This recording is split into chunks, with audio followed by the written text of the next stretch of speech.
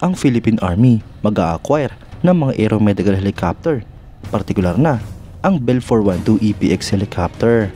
Isa nga po ito sa pinakainaabangang proyekto ng ating bansa ngayong Horizon 3.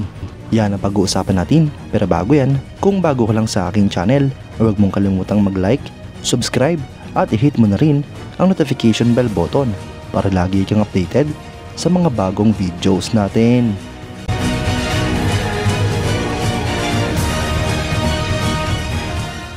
Ang Aeromedical Helicopter Acquisition Project para sa Philippine Army ay ito nga po para sa acquisition ng initial na Bell 412 EPX helicopter na proyekto na nagkakalaga ng mahigit sa 1 billion pesos.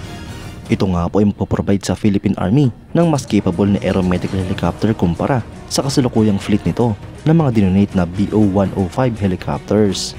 Ang proyektong ito mga idol ay initial procurement pa lamang, kaya't ibig sabihin nito mga idol ay posible pa itong madagdagan sa hinaharap. Malaki nga po ang tsansa mga idol na ang Japan Subaru Bell 412 EPX ang bibilhin ng Pilipinas.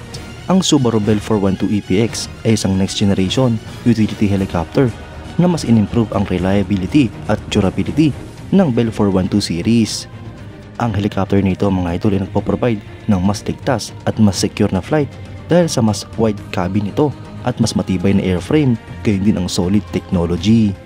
Ang helicopter nito mga idol ay may maximum speed na 259 km per hour, may maximum cruise speed na 228 km per hour at may endurance na 3.8 hours.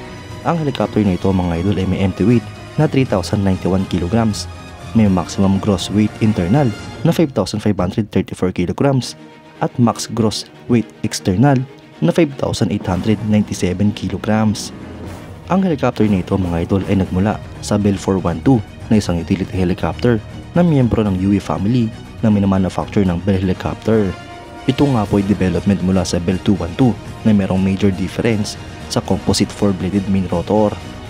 Ang helicopter nito ay twin turbine helicopter na naging popular dahil sa civilian at military markets. Ang isa nga po sa mga major users nito ay ang Canada, Italy at Japan. Ang helicopter nito mga idol ay unang lumipad noong August 1979 at na-introduce naman noong 1981. Sinimulan niya po itong i-manufacture noong 1979 hanggang sa kasalukuyan at nasa 1,300 units na nga po ang mga nagawang ganito. Ang helicopter nito mga idol ay pinapalipad ng isa o dalawang piloto. May capacity nga po ito hanggang sa 13 pasahero. May haba itong 17.09 meters, fuselage length na 13 meters at height na 4.57 meters. Mga idol, maganda nga po ang idea ng Philippine Army na mag-acquire ng mga bagong aeromedical helicopter para sa kanilang hanay.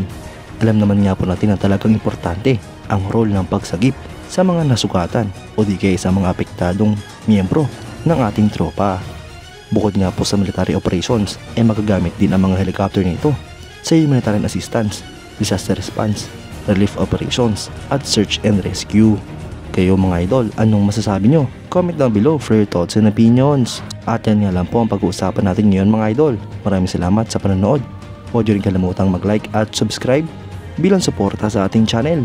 Mabuhay kayo mga idol!